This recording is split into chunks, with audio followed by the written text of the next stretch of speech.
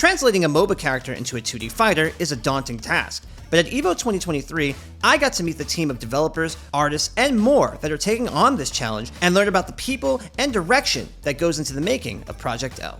Finding development talent that understands fighting games is actually a little hard because there's actually a lot of people that play these games, but not everybody thinks about them really deeply. So when we're building the team, we actually look for a healthy mix of people who really know the genre and can really bring a lot of that knowledge, and people who are brand new to the space so they can always be like the eyes of people who don't experience these things regularly. And then we just fuse the talent of those two perspectives together to try and find new opportunities while also bringing out older opportunities that like people may have forgotten. Our team is composed of people that have never played a fighting game, all the way to pros that were formerly sponsored, and so it's a huge spectrum, and we get all these great viewpoints to make something that a ton of people can enjoy. Feedback from people who don't play fighting games is super important because I can get really heady and very overly specific about certain things. Voiceover is an example. I went really hard in researching how Japanese voice actors in particular do their efforts. And I went really way too deep in just trying to figure out how they did what they did. It took someone who doesn't play fighting games to just sort of wake me up a little bit and just be hey, words, lines, they need to be saying stuff to each other. That flashiness has to be there.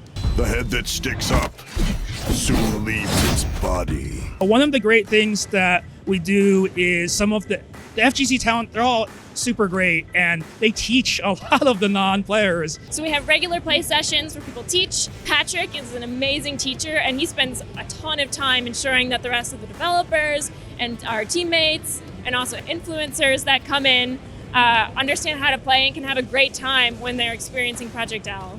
The challenges of taking a character from something like a MOBA and bringing them into a fighting game is simply, the biggest one is the camera perspective. There's so much that we've thought as a company about long and hard for a really long time about how to best communicate abilities and clarity and things like that in a top-down camera. Once we move the camera, everything changes. So we try to find a nice blend between this is what's happening over in the MOBA, this is what makes this character feel this way, and then we merge that with what works best for a fighting game. What are the things that people are looking for? A lot of people, their first impression is, okay, you take the character, cool, they've already got moves, and you just put them in the game. We find that doesn't really make a very compelling fighting game character. What we really care about is kind of the essence of the character, what makes them them. And we don't just mean the lore, we mean when you're playing that character, what does it feel like to play as that character? What does it feel like to dunk as Darius or to spirit rush around with Ari? I often tell designers on the team to think about the kits as if the lead character is an abstraction. Almost like the board game version of the real character, and you're making the real character, right? Make the real, dense, rich, complex, bold, big, multifaceted thing that the league kit has distilled down. And I think that helps people open their mind creatively and start thinking how can we make these characters even more exciting in some ways, than we've ever seen before. For a character, voice I think is the easiest to talk about. So obviously the first thing that you want to think about is kind of who the character is, what kind of role that they have. An actor's ability to yell and just pretend to be heard, all that stuff is way more important in a fighting game than it would be in pretty much any other context. I wander, but you are lost. The other major thing is obviously the art style. We're going from games where it was more of a traditional 3D look to adapting to this 2D art style. It opens up a lot of different things. Our models are modeled in a much different way than a traditional model because of the certain specifics of our material system. Our flat shading. There's a lot of different requirements that comes with that in terms of how it looks when bones are deforming that mesh. It's just different, and there's different things you have to be aware of. Being a tag fighter, it becomes much, much more difficult to balance things. You have to look at team combinations, points and assists, and different assists that they can do and things like that. Plus we have the fuse system, so it all adds up layers of complexity that you have to take into new scenarios into account. People probably don't realize how much of the game has been designed with compatibility with either solo or duo play in mind. Every time we add a mechanic, every time we add, something to a character, we're thinking about not how does this work in solo, how does it work with two people behind them? Because with two people, it's a lot easier to get in each other's way. Imagine an assist with a hit that just knocks the opponent incredibly far away. We have those, but we're very thoughtful about how we put them in because that's going to tend to break a combo more than an assist that holds the opponent in place on hit. To be frank, it's been really challenging. It's a big swing. Our team is going to take big swings and we're going to miss and we're going to walk them back, when needed. And for 2v2 especially, we've all had a lot of experiences in the fighting game genre with 2v2 fighting games, but often they've kind of felt like this isn't the main game, or it's not built for this. And we want to try to build something from the ground up where you can just play with your friends and have a good time. But also, hey, if I want to go it alone, or maybe my friend's not available, I could play by myself as a solo. And then, hey, like maybe we had 4 friends there and one had to leave. We can all still play together as solo versus duo, maybe raid boss mode. The strongest friend is by themselves. It's actually been quite tough. An example is like for duo play, we want to make sure the person off screen has enough to do, but also not too much or too little, and so as the game progresses, like we think it's cool that, they can coach their friend, hey, watch out for this thing, but still also feel like they're a part of the game, even if they like die early.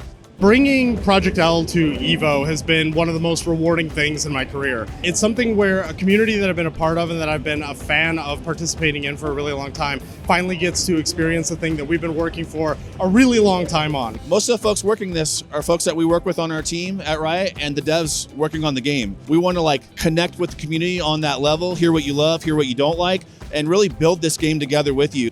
Community is the second most important thing. The first most important thing would just be making a really cool game. But the community is there to influence even how cool that game is.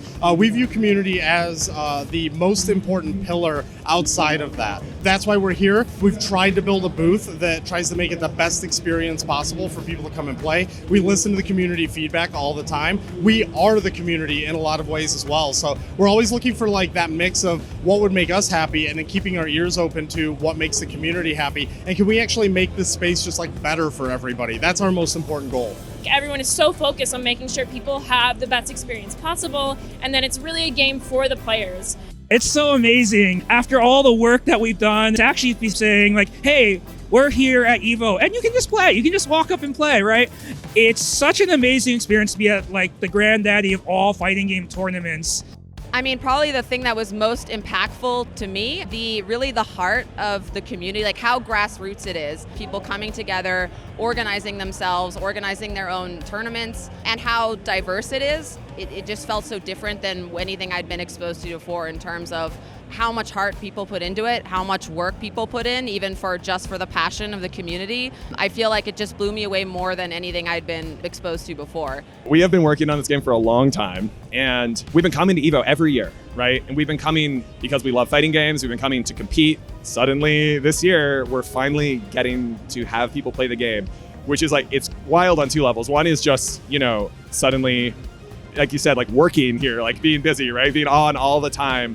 But the really wild part of it is actually getting people to play the game. When you make a game and you spend years, working on it on your own, iterating, trying stuff, getting, playing mostly internally, maybe a few small play tests, you just get this dream in your head. You just think more every day about what it will be like when people finally get to play the game. And I have been dreaming of this moment, this EVO, for years. This is one of the 10 best days of my life.